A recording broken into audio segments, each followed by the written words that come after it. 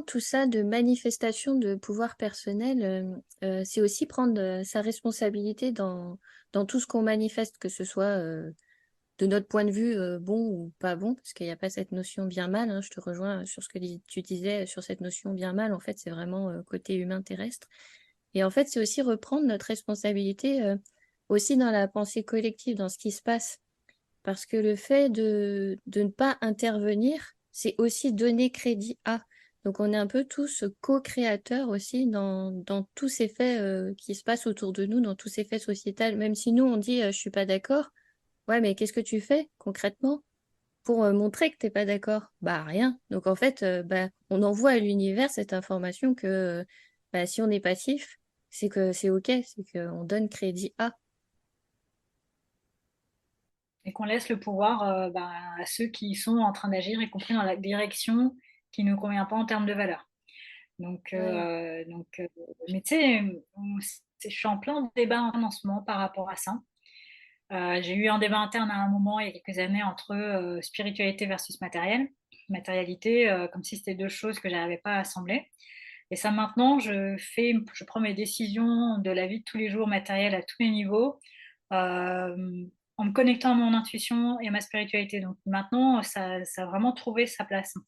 Mais aujourd'hui, là où il reste encore un point un petit peu ouais, de friction, c'est entre évolution spirituelle, évolution personnelle, évolution avec son entourage versus faits sociétaux. Et encore au jour d'aujourd'hui, je ne sais pas encore comment assembler tout ça. Il y a tellement de choses qui me font réagir, plein de choses sur qui impactent en fait l'humain à plein de niveaux, niveaux politiques, gouvernementaux, voilà, la manière dont la société s'agence, sachant que on voit aussi là où on porte notre regard. Donc ça apparaît, ça fait partie de mes questionnements un peu du moment. Donc face, on va dire, à cette pression, notamment à cette pression sociétale, comment accorder ma vie déjà, mes choix individuels qui vont impacter mon entourage et ma spiritualité en regard de ces, voilà, on va dire de ces enjeux sociétaux, quoi. Sachant que les enjeux sociétaux, si on regarde ça d'un autre point de vue, si on se met vraiment en arrière en se disant que tout ça c'est une pièce de théâtre pour que les humains fassent l'expérience des choses, déjà ça peut aider à prendre un peu de recul et à prendre un petit peu d'air et à respirer un petit peu par rapport à tout ce qui se passe, même au niveau environnemental, enfin voilà, à tous les niveaux qui peuvent impacter en fait notre équilibre finalement à notre niveau, quoi. Et où se positionner par rapport à ça? Est-ce que si on veut se sentir bien, du coup on met ça sous le tapis, on fait comme si ça n'existait pas, comme ça on préserve son équilibre, mais en fait, à peine on réouvre les yeux qu'il y a tout ça qui revient. Enfin, comment gérer justement cet équilibre entre ce qui se passe en termes de valeurs avec lesquelles on n'est pas OK, mais en même temps, à un autre niveau, tout ça a lieu d'être et a lieu d'exister. Et du coup, comment je me positionne en fait, moi et ma spiritualité, parce qu'en fait, finalement, j'ai une facette spirituelle et une facette militante.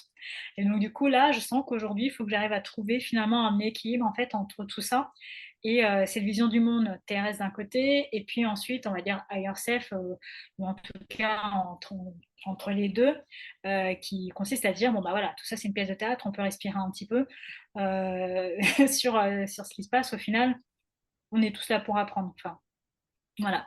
Donc ouais, comme tu dis, à quel endroit, quel combat choisir quelque part, où est-ce que je mets mon énergie, où est-ce que je décide en conscience de ne pas y aller, enfin tu vois, c'est à quoi est-ce que je veux participer et dans mon silence, à quoi est-ce que je participe aussi, silence ou inaction, tu vois.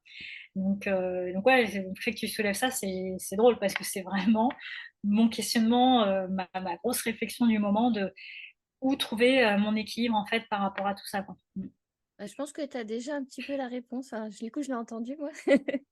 Je pense que tu as Ah. déjà un petit peu la réponse parce que quand tu expliques qu'il faut un peu checker ses valeurs, s'y tenir et du coup remettre en place dans sa vie, déjà dans son noyau, toutes ses valeurs et être OK avec tout ça et de savoir poser ses limites, je pense qu'en faisant ça, on sème aussi une graine dans le collectif en disant, bah voilà, ce sont mes valeurs, je remets ça. Et en même temps, ça va nourrir le collectif et chacun s'y prend sa part de responsabilité en disant bah ouais, moi aussi j'ai ces valeurs-là. Je pense que même si c'est une résistance quelque part un peu pacifique, le fait de réaffirmer ses valeurs, de reprendre son pouvoir et de recréer ça énergétiquement, je pense que ça aide aussi le collectif.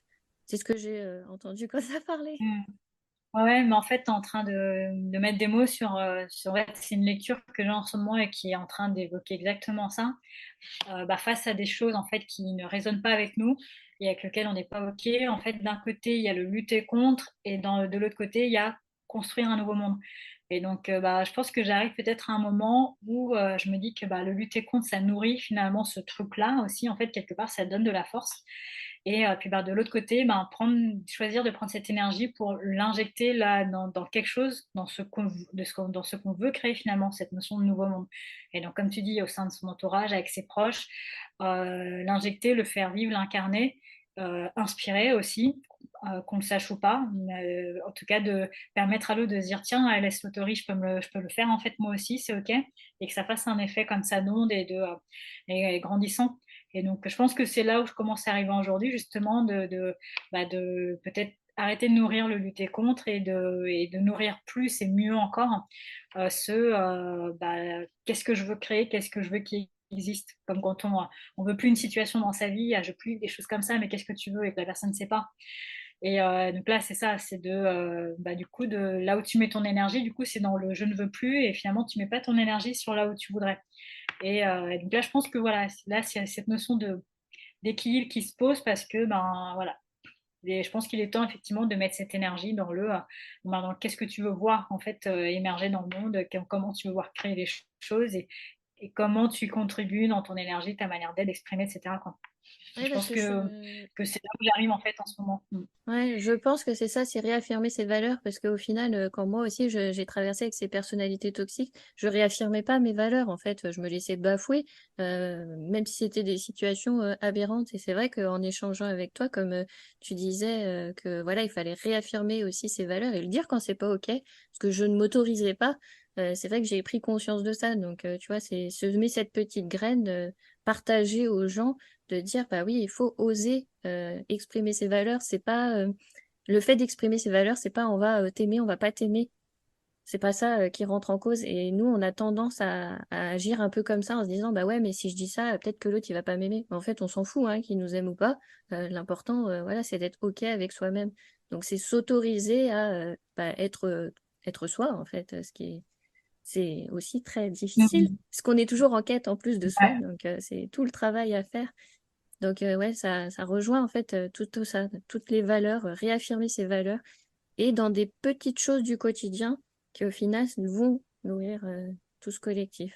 Parce que comme on va changer nous-mêmes vibratoirement, on va envoyer aux autres cette information. Donc même si on ne l'exprime pas, eux vont le ressentir. Parce qu'encore une fois, ils vont le ressentir à travers le corps.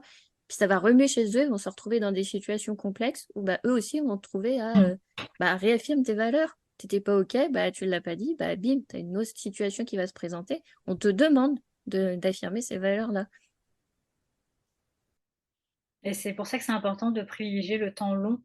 Et du coup, cette notion de peur de ne pas être aimé, ou de peur d'être désaimé, ou la peur qui est la peur du rejet derrière, si tu regardes les choses déjà en amour avec toi-même, ça passe au-dessus. Et puis privilégier le temps long. C'est-à-dire que ce que toi, tu auras réussi, ce que tu te seras autorisé à affirmer, et avec lequel, en fait, tu as beau réfléchir après coup, peut-être qu'une personne t'aura rejeté, mais en fait, tu y réfléchis, tu dis, mais en fait, je suis OK avec moi-même, donc je ne peux pas finalement composer avec ça. Ça, c'est vraiment commencer à avoir une posture non négociable avec ses propres limites, et ce qui constitue ta zone d'intégrité ou de respect ou d'amour, et tout s'accumuler d'ailleurs. Et privilégier le temps long. Là où l'autre, ça va peut-être le braquer, peut-être qu'il va pas comprendre, peut-être qu'il va prendre ses distances, et sur le moment, c'est blessant. Mais en vérité, c'est vraiment le temps long. Le temps long, le moment où la personne, à un moment, peut-être comprendra le message, comprendra ce qui s'est passé, comprendra ce qui s'est joué. Et à un moment, elle comprendra peut-être même que ce qu'elle se sera autorisée, en fait, plus tard, c'est grâce à ce que toi, tu t'étais autorisé quelques semaines, mois ou années avant. Donc voilà, c'est vraiment agrandir finalement son champ de conscience sur le temps long. Et donc si tu regardes les choses dans le temps long, quelque part, tu n'as plus peur finalement d'être rejeté, accepté, validé, désapprouvé, parce que c'est plus le sujet au final. Donc, mm. Et ça, c'est quelque chose parfois qu'on a besoin de se rappeler, hein. C'est même si on a Ouais. pris conscience de ça, au moment où les choses se jouent, c'est pas forcément aussi évident, hein. Ça nous remet dans nos expériences, parfois de petites filles ou d'adolescentes ou jeunes femmes, et ça se remet en jeu, tu vois? Mais voilà, de revenir finalement toujours vers ça, se rappeler le temps long et la confiance en la vie quelque part, en le processus, et sur le fait que, bah, si là je me sens OK avec moi-même, ça peut déplaire parfois même à tout le groupe dans son intégralité, ça veut pas forcément dire que tu as tort pour autant. Si toi tu te sens bien là où tu es, que on va dire tu as insulté personne, tu pas cherché à blesser, juste ta manière de poser qui tu es, dérange à un moment tout le monde, bon bah OK, on passe par là et puis on voit où la vie nous mène, quoi. Ouais, bah, c'était ça, hein, j'étais confrontée à ça. Il y avait une masse, du coup, qui était contre. Et alors que je savais que mes valeurs, donc c'était en plus sur le racisme avec les enfants, je savais que mes valeurs, enfin, elles étaient intègres, c'était important, c'était des enfants qu'on a, en plus des enfants en construction. Et être face à cette fermeture des autres, je me suis dit, mais en fait, au final, c'est pas grave s'ils m'aiment pas, parce que au final, enfin, c'est pas des gens top, quoi, s'ils ont ces consciences-là, s'ils sont en train de détruire en plus, du coup, bah, les enfants, parce que c'est des êtres innocents en plus que les parents nous remettent dans les mains. Donc je me dis, au final, bah, si ces gens-là, ils ont pas ces valeurs-là, c'est pas grave en fait de pas être aimé avec ces gens-là, parce que bah ça me correspond pas. Donc voilà, au final. Mais c'est vrai qu'avant, j'avais ça, je voulais être appréciée d'eux. Donc j'osais pas dire, mais au final, après, c'était OK, bah si même pas, tant mieux, parce que moi non plus. Donc comme ça, au moins, c'est réglé, c'est fait. On n'est pas d'accord, c'est très bien, chacun chez Ouais, soi. mais parce que surtout dans le domaine professionnel, ça peut vite être compliqué si effectivement, le midi, enfin en tout cas sur les temps, je sais pas pourquoi on dit les temps morts d'ailleurs, les temps de pause. Sur les temps de pause quand, bah, tu personne vers qui tourner, avec discuter, avec échanger, la journée elle peut être aussi tout de suite beaucoup plus longue. Il faut en fait assumer quelque part, dans la solitude que ça peut entraîner derrière. Mais voilà, si tu te sens OK avec là où tu en es, que tu te sens OK sur le fait que tu peux pas être en lien avec des personnes qui ont ce type de valeurs-là, tu trouveras les ressources finalement, la manière de faire et de gérer pour que, bah, pour que ça se passe. Le temps de prendre une décision, bah, toi c'était la tienne de partir, et finalement peut-être que la vie voulait aussi que tu partes et que tu oses te lancer, quoi. Bah ouais, c'était ça. C'était une pression Au aussi qui final. permettait, de mettre à la porte, de, l'éducation nationale. Ouais, et puis en plus, bah du coup, j'ai quand même une petite trace de tristesse parce que j'ai laissé ces enfants. Je Mmh. pense que ça, c'est pas encore tout à fait cicatrisé, hein. Je pense que j'ai encore ça à travailler, de dire, bah, je suis pas le sauveur de tout le monde. Chacun doit aussi traverser ses Mmh. processus. Mais bon, comme là, c'est des enfants, ça me touche parce qu'ils sont innocents. Et puis c'est nous qui les construisons. Donc je me dis, si on leur envoie en plus cette énergie-là de t'es pas aimé parce que, comment il peut se construire et devenir un adulte responsable, autonome? On est en train de le marquer. Il y a un problème chez toi, quoi. Ouais, c'est ça, mais qui sait que, ben, l'enfant justement qui a vécu ces difficultés, qui devrait pas vivre si jeune, devrait pouvoir être dans l'innocence, dans voilà, de faire les choses inconséquentes sans se poser de questions.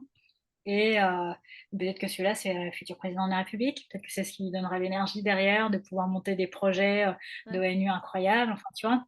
Et ça, c'est ce compliqué de se dire, là, tu as un enfant, enfin voilà, du coup, tu sens ça, quelque part son esprit fragile, enfin, qui il est tout de suite maintenant, et d'arriver à te prendre cette distance pour un peut-être derrière, ça pourra donner quelque chose de grand, et de se dire, et puis en derrière, tu dis: «Mais est-ce que je dis pas ça pour me rassurer? Parce qu'en vérité, ça reste quand même une situation de merde dans laquelle je le laisse».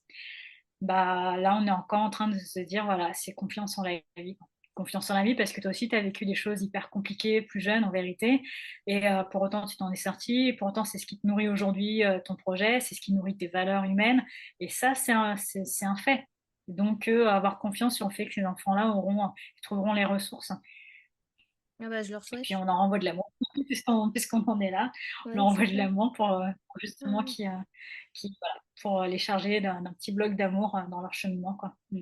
Ouais, en plus, du coup, c'est un peu comme un égrégore, hein, celui qui est tout en haut, bah, du coup, il pompe l'énergie de tous les profs qui sont en bas. Et en fait, je nourrissais un égrégore où c'était pas OK, on peut pas autoriser des choses comme ça et tout. C'est ça aussi qui m'a fait prendre la décision de partir. Je pouvais pas continuer à donner de l'énergie à ça.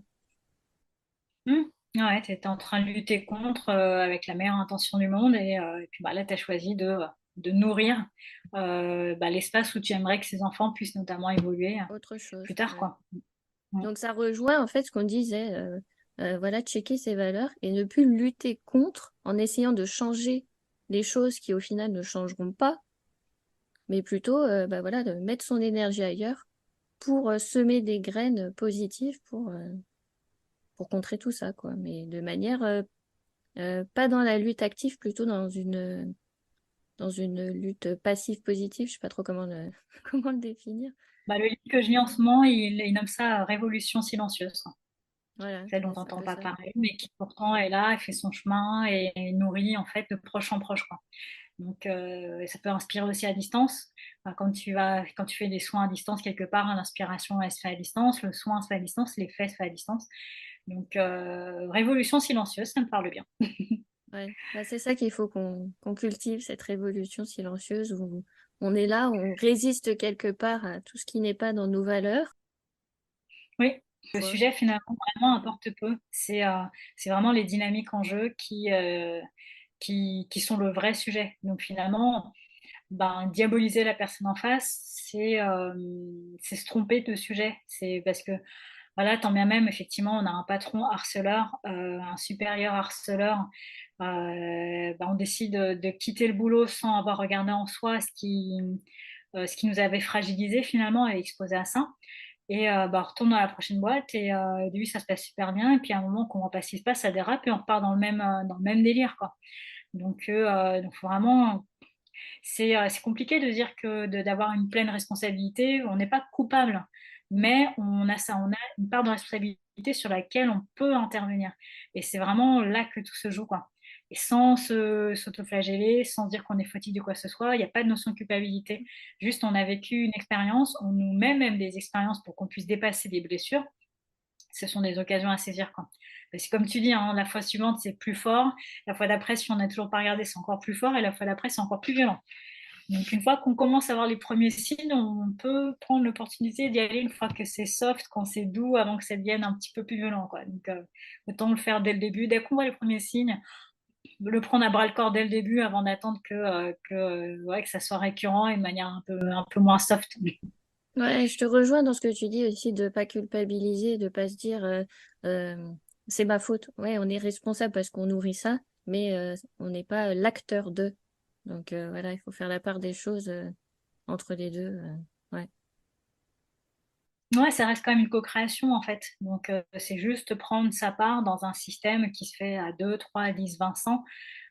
Juste dire, bon, alors cette part-là, en fait, j'aurais pu faire autrement et à partir de maintenant, je décide du coup de faire différemment. Voilà, on va pas aller non plus sanctionner la Analia du passé qui aurait dû faire mieux. Pareil, moi, j'ai pas une grande, ça me fait pas sens pour moi la notion de regret, par exemple, parce que je sais que, enfin, j'ai l'intuition, je sens, c'est même pas je sais, je sens qu'à l'époque, j'ai fait au mieux de ce que je pouvais faire avec qui j'étais à ce moment-là. Donc, est-ce que vraiment je vais aller la fouetter, quoi? Donc c'est vraiment dans le passé, j'ai eu telle expérience. Finalement, avec le recul, je vois en ayant une vision un peu plus large, qu'en fait, il y avait telle et telle et telle ressource que j'aurais pu mobiliser. Si j'avais lâché prise, tiens, j'aurais pu aussi agir de manière comme ça se serait dégoupillé tout de suite. Donc, la prochaine fois que j'ai une situation un peu similaire, voilà, là, je sais un peu plus comment je pourrais gérer. Donc, Ouais, c'est pareil. J'ai pas vécu de regrets ou d'échecs. Ça peut paraître bizarre parce que pour moi, c'était juste des leçons. En fait, bon, bah, voilà, j'ai fait au mieux. J'ai fait comme je pouvais. Je me suis dépatouillée à l'instant T. J'ai fait voilà, du mieux que je pouvais. Donc, c'est un peu les accords Toltec, fais toujours de ton mieux. Donc, j'ai fait ça et au final, bah, j'ai pas de regrets parce que j'ai géré comme j'ai pu, en plus dans l'instant présent, avec aussi notre quotidien où on est en train de tout vivre en même temps. Donc, en même temps, mm, on fait comme on peut. Et voilà, l'important, voilà, c'est que tant qu'on fait de son mieux et qu'on est en accord avec les valeurs à l'instant T et qu'on avance sur ça et qu'on chemine sur ça, il n'y a pas de regret, il n'y a pas de dire bah, j'ai échoué, j'ai fait bien, j'ai fait mal. Il n'y a pas tout ça, en fait. On a juste vécu l'expérience. On l'a peut-être ressenti de façon bien ou de façon mal, ça c'est sûr, parce qu'on a ces mm. sentiments-là. Mais la situation en elle-même est juste une expérience. Elle n'a pas cette notion de dualité bien, mal. Il n'y a pas une lutte de pouvoir comme ça, du bien contre le mal. Ouais, moi, cette notion d'échec, je l'ai pas toujours eu par contre. En plus, quand j'avais fait médecine, j'arrête en quatrième année. Là, je l'ai vécu comme un échec pendant entre 5 et 10 ans. J'avais du mal à l'évacuer, j'avais du mal à l'intégrer, à comprendre. En plus, c'est le moment où j'avais rencontré justement le conjoint pervers narcissique. Donc, il y avait tout ça quelque part. C'était un peu le truc cathartique. Donc, du coup, il y avait tout ça à gérer en même temps avec la déception des parents, leurs projections, etc. Donc, que je prenais pour moi aussi, je pense, à un moment. Donc, puis eux ne comprenaient pas non plus ce qui s'est passé. Enfin voilà, il y a eu plein de trucs. Enfin, tout ça, du coup, ça fait un énorme échec avec un grand E, jusqu'au moment où, déjà, de toute façon, j'ai beau y repenser, je sais très bien que jamais je me serais vue. J'arrivais pas à me voir évoluer finalement dans ce milieu-là. Donc, à partir du moment où on reconnecte ça, déjà, il n'y a plus la notion d'échec, quoi. Et ensuite, ce qui était compliqué, c'est de savoir, du coup, dans quoi me réorienter, me diriger, mettre mon énergie, si c'était plus la médecine, parce que moi, la médecine, c'était vraiment soigner les autres. Et j'ai pas vu que ça, en fait, en médecine. J'ai quand même vu beaucoup plus de compétition. Je pense que le fait que ce soit à Paris, ça a dû aussi aider. Beaucoup plus de compétition qu'autre chose.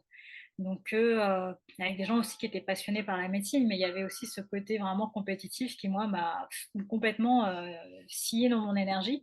Moi, j'étais en mode naïve, en mode, je pense bohème, peut-être, un truc comme ça, du genre comme si j'allais arriver comme une guérisseuse et qu'on serait des guérisseurs et des guérisseuses dans ce milieu-là. Et non, il y a beaucoup d'ego, le patriarcat, il est à bloc.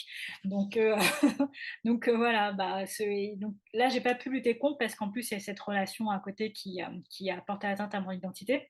Ça m'a forcé à ne pas lutter contre. Donc là, tout ça, je le vois maintenant aujourd'hui. À l'époque, je pense qu'il m'a fallu presque 10 ans, je pense, pour commencer à avoir le recul suffisant de me dire, c'est ok, il fallait que je passe par là, je me suis pas trompée de voie.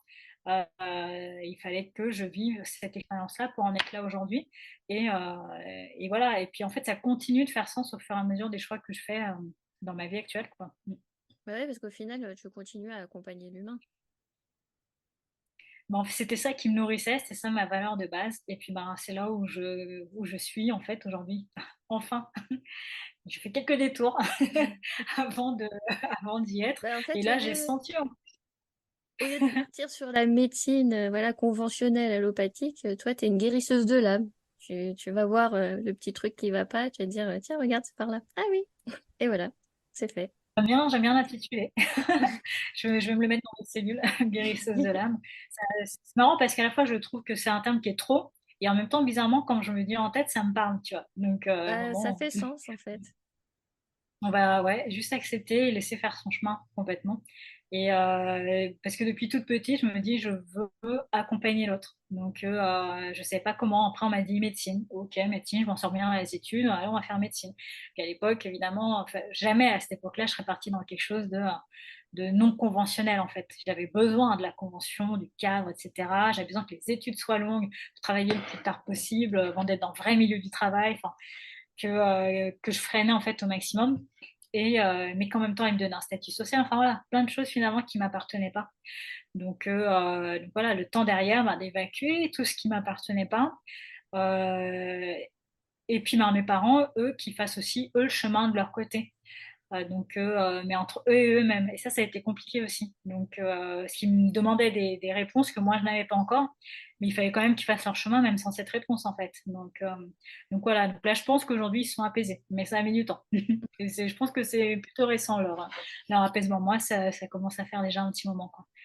Mais c'est vrai que si on regarde, en plus, on s'est retrouvé un peu le même parcours parce que on était très dans le tirage de cartes et tout quand on était ado, astrologie, machin, tout Oui, ça, oui. pendule et tout. Au début, On c'est était ce qui à nous fond. alliait Et dès qu'on est complètement. arrivé à la fac, ça a été boulot, études, travail, Science, salaire, ouais.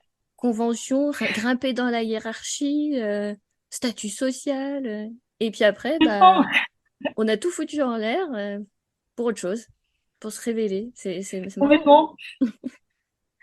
Mais au final, Complètement. Et puis au final, c'est le même chemin. c'est ça. Et puis au final, ça se passe bien. Enfin, tu vois, on m'en est pas mort. Enfin, tu vois, moi, je sais que j'avais cette notion vraiment de vie ou de mort par rapport à la médecine. Si j'y arrive pas, c'est comme si j'allais creuser ma tombe et puis me mettre dedans et remettre de la terre dessus, puis terminer, tu vois. Donc, je jouais ma vie finalement pendant le concours de médecine. En plus, ça a une pression telle que tu as vraiment l'impression de jouer ta vie, quoi.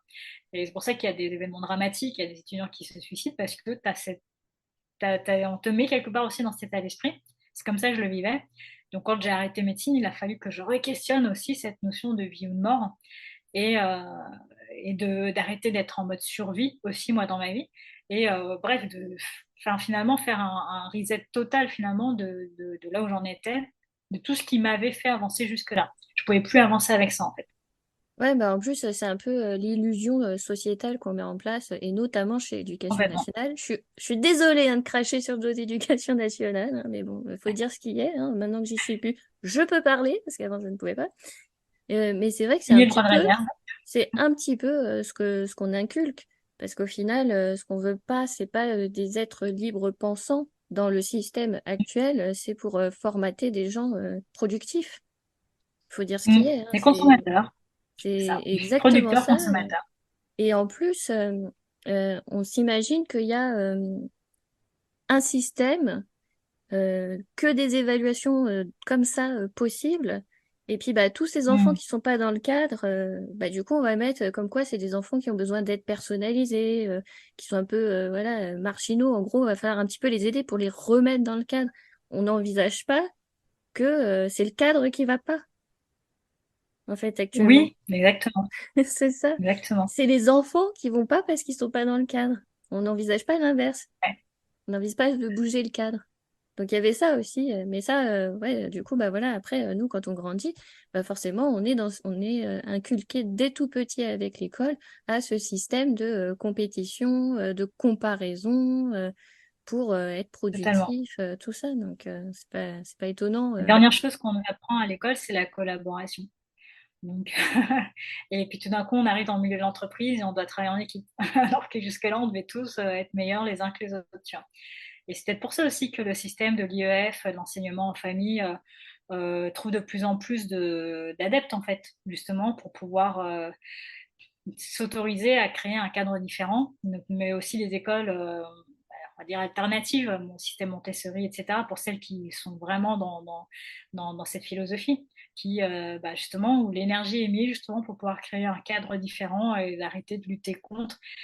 Après, il faut avoir les moyens peut-être, l'organisation familiale, professionnelle qui le permet, tu vois? Tout le monde ne peut pas forcément mettre ça en place, mais que ceux qui le peuvent parviennent à prendre cette décision qui est quand même pas évidente Mm. de, notamment pour l'instruction en famille, quoi. Ouais, et puis en plus, ils savent que derrière, ils doivent avoir un engagement. Il y a quand même quelqu'un qui va venir, qui va inspecter encore, qui va regarder, Ouais, qui c'est de va... plus en plus compliqué de ce que j'ai compris. Ouais. Mais ouais, il y a toujours encore ce système-là où on va venir pour évaluer ce que tu J'essaie de fais, encore récupérer. pour regarder, quoi. Ouais. Donc il y a encore derrière Ouais. ce jugement de valeur. L'enfant doit avoir ce niveau à tel âge. Mmh. Le Alors mieux, c'est de partir que, en voyage avec les famille, et de faire, le CNED à l'étranger aux 4 coins du monde. ouais. Là, Alors qu'en et moi plus, quelqu'un qui passe. si tu te souviens, comme du coup j'avais vachement de mal en orthographe, machin, tout ça, pour moi la lecture à l'oral, c'était aussi la catastrophe et tout. Et pourtant j'ai été enseignante. Donc c'est pour ça, c'est pas se focaliser sur bah voilà les enfants parce que ils ont ça, ils vont apprendre plus tard que ils vont pas réussir. Parce qu'au final, c'est bien après la sixième que j'ai commencé à être à peu près à l'aise avec la lecture orale. Alors c'est pour vous dire. Donc j'ai quand même bien galéré avant. Et je me rappelle même en CM2, je me rappelle même de son prénom, donc je vais pas le citer parce que s'il veut pas être cité, j'avais mon voisin de classe, en fait, il lisait pour moi et moi je répétais en fait. Comme ça, j'avais une lecture Ah, ça me fluide. plaît. Ouais. Ah, Et en, sympa.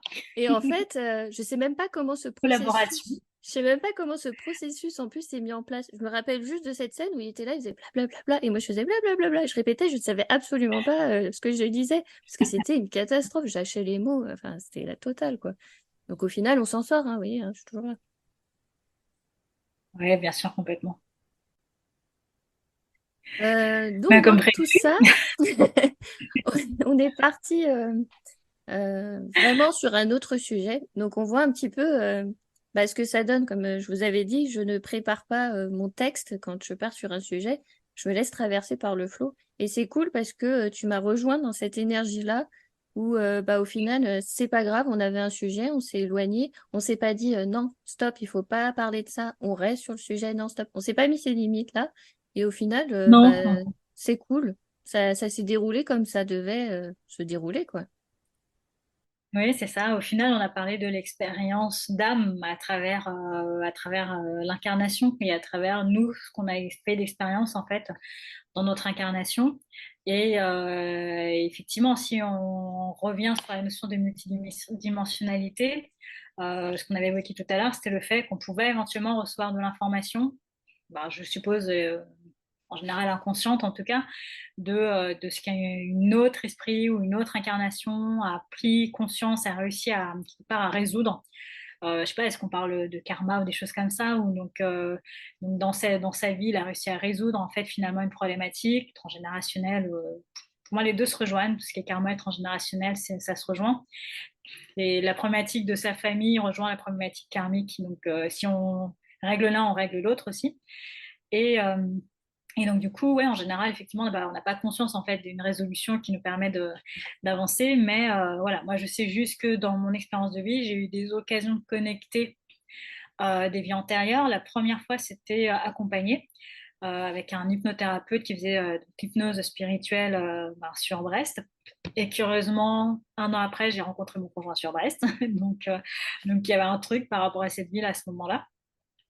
Et quelque part, ça m'a permis de sentir comment est-ce qu'on pouvait capter de l'information d'une autre vie, enfin, on dit vie antérieure, mais d'une vitre, d'une autre, voilà, d'un autre espace-temps.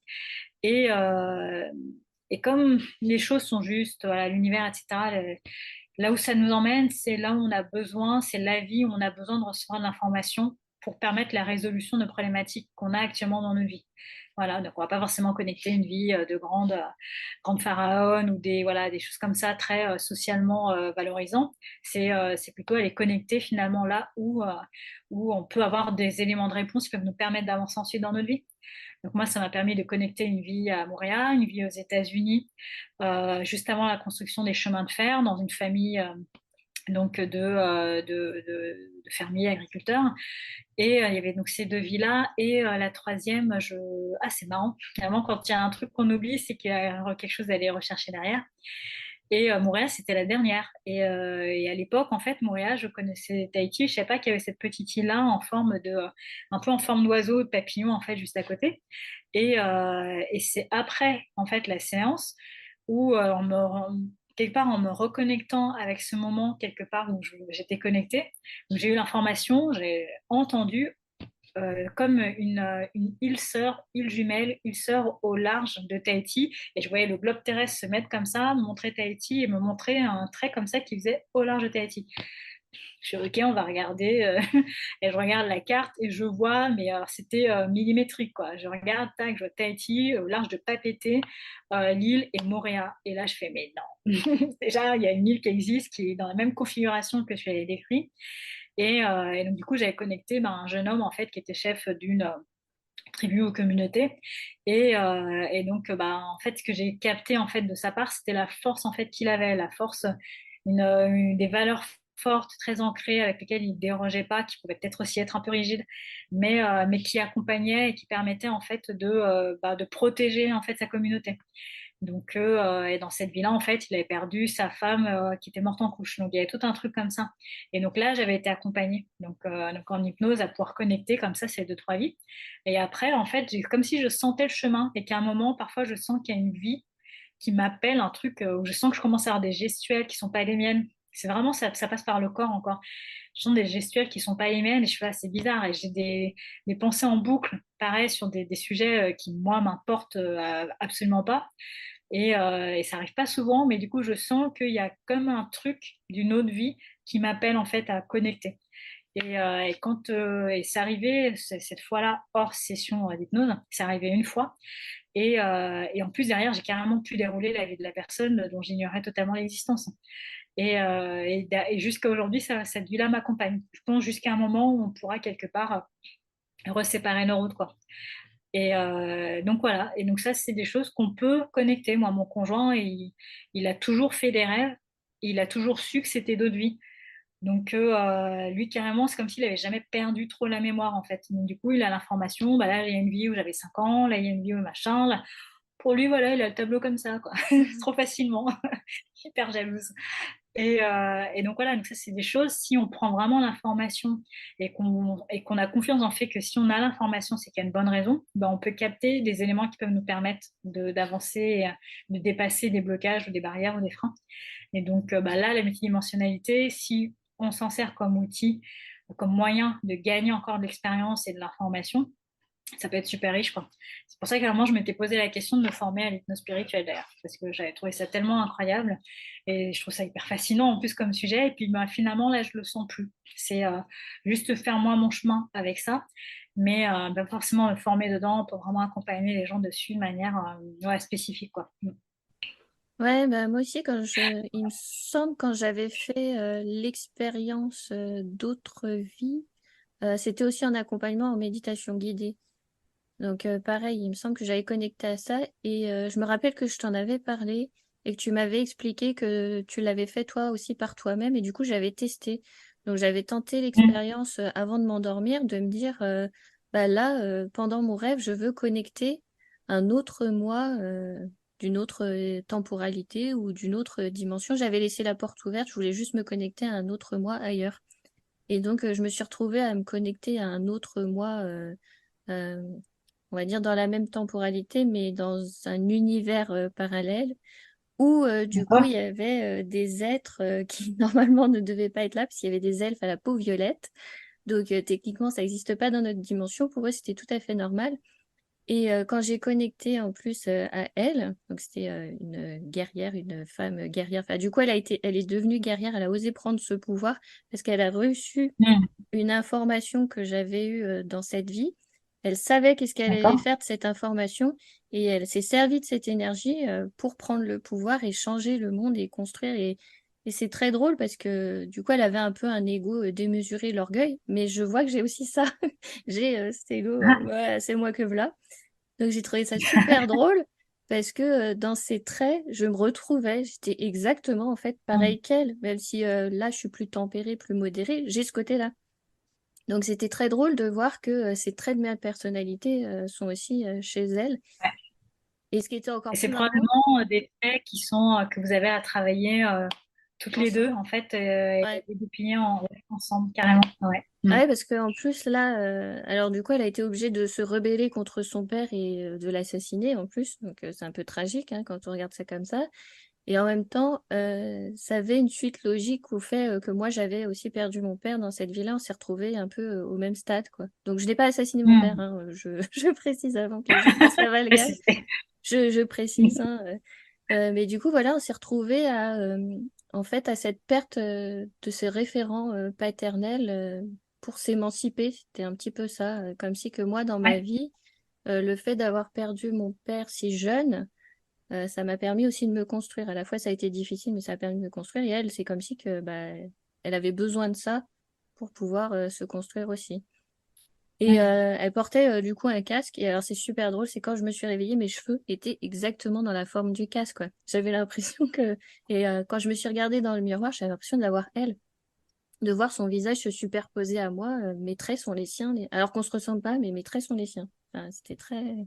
Ouais, Stéphane Alix, dans un de ses livres, où justement, moi, il a connecté pour la première fois une de ses vies antérieures. Il y a une scène, il me semble, où il a aussi cette notion dans un miroir de superposition des visages. Et où tu es à la fois l'autre et en même temps séparé, complètement individuel, et en même temps un peu l'autre, mais les deux dans le même temps. Ouais. Pareil, ça fait partie de la complexité de ce qu'on a du mal à comprendre, en fait, à intégrer, voilà. Mm. Bah, d'ailleurs, il en parlait aussi dans les bouquins, cette part, il disait que lui, bah, du coup, c'est une entité qui prend la parole à travers Jane, donc l'écrivain, l'auteur, enfin, du coup, c'était son mari qui retranscrivait. Et du coup, c'est ce qu'il disait, c'est que lui, quand il voyait les personnes autour, il voyait toutes les personnes qu'elles Mm. pouvaient être. Donc, il n'avait pas une image fixe, lui, il avait la vision de toutes les personnes qui pouvaient être. Donc, c'était jamais, il parlait jamais à une seule personne, il parlait vraiment à l'autre À dans toutes les sa émanations dans ouais, le à même l'autre temps. dans toute sa multidimensionnalité. Et je me dis, ah ouais, Ah, enfin, ouais. du coup, on voit qu'il a un autre niveau de conscience. Et donc, bah, nous, on peut toucher ça peut-être avec un seul. Je sais pas Mm. si on peut faire l'expérience de voir tout le monde d'un coup, quoi. Peut-être que c'est Mm. pas énergétiquement possible vu qu'on est limité par cette corporalité. Après, qui sait, comme l'humanité avance, l'humanité aussi, quelque part, a son karma ou son expérience d'un point de vue l'humanité du collectif, hein, la Terre aussi.